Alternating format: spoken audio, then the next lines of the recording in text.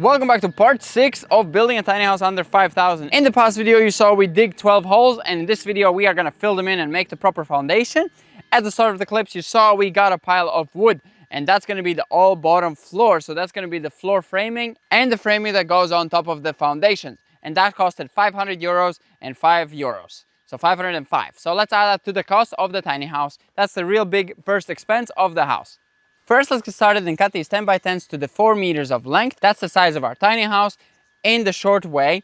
And we're going to treat them with this one, RP wood. This protects against mold, wood-eating worms, I forgot what they're called, termites, and against mushrooms. So this one's a really good one, and it's going to protect from the bottom. We only need to treat the wood that is exposed to the nature. The rest of it's going to be all hidden and not get bothered like the rest of the frames. But we are going to spray it all on top here, so if the bottom ones get a bit of spray, it's going to be all good. It's just a bit of extra treatment. But let's get focused on these 10 by 10s first.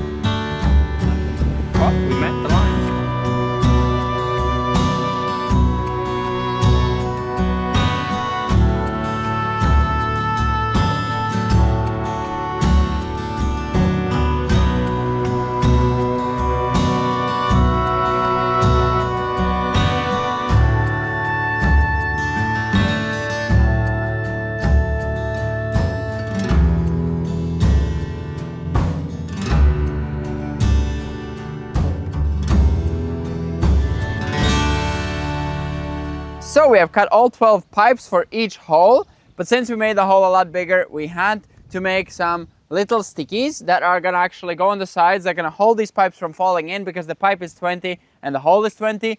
So it's exactly the same all the way through. So let's get started, put some sticks in the ground and stick the pipes in so we can have ready for pouring the foundations. It fits, but it's like, you know, the scary amount where it can get stuck. Uh-oh. Uh-oh. No, no. Oh, it was very dirty. Oh.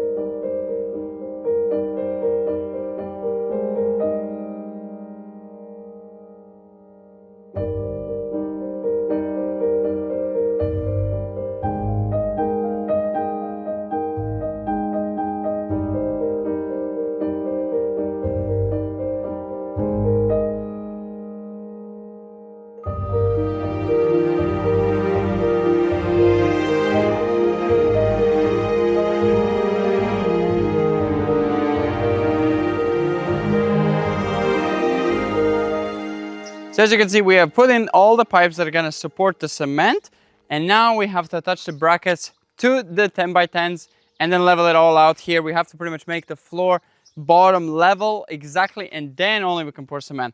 So let's get started, attach the brackets, and get on with the messiest part, which is getting this whole thing level and square.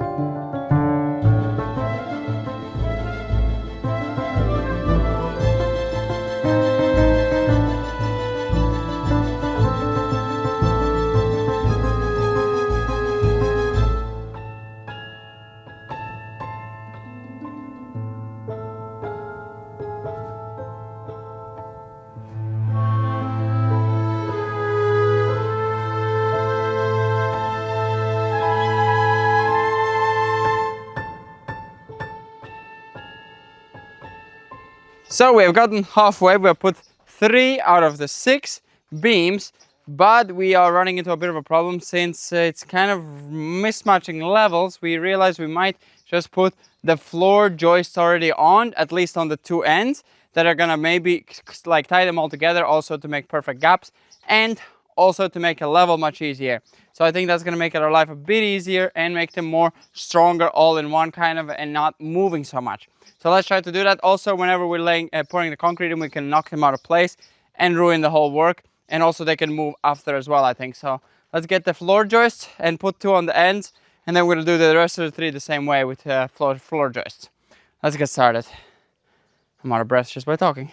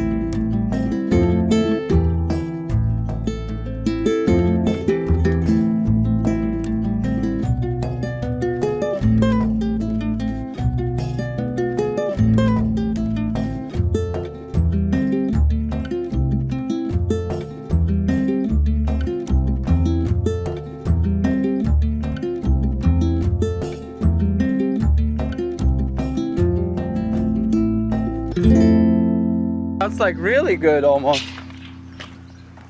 This one's 2 centimeters. Perfect.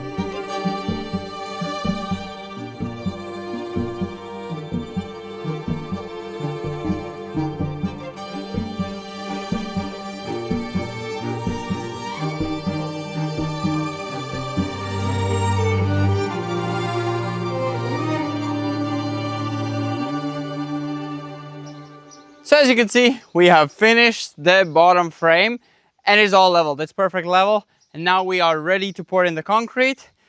This took a lot longer, but the concrete should be pretty quick since it's only 12 little small holes. Should be fast. So let's get started mixing the cement, pouring them in, and we're gonna have a nice, beautiful foundation to start building on.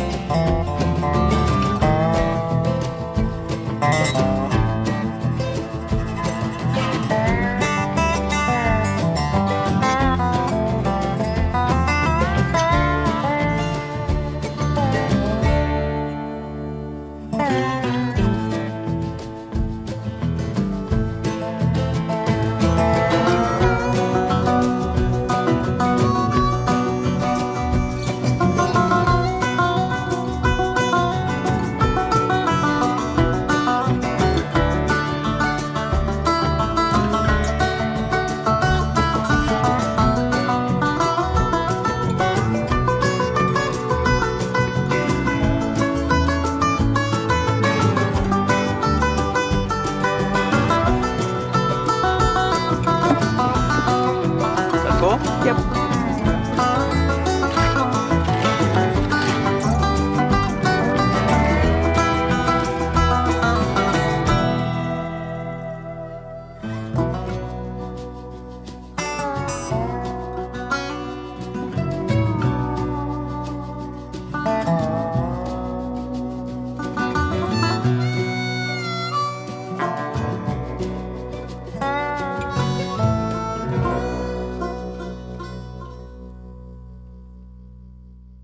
So it's a few days later and the foundations are nice and dry and we are ready to build on further, but that's going to be pretty much it for this video. The foundations came out quite nicely. I don't like how sideways they got, but that's because the holes we drilled, all the trash, roots and bricks and everything that was in the ground, it made the drill kind of smush to the side, so it didn't make it exactly where we had it planned.